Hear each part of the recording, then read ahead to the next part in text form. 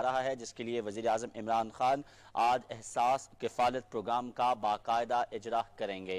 ये मनाजिर आप देख सकते हैं, वज़ीर आज़म इमरान खान पहुंचे हैं, जहां अब से कुछ ही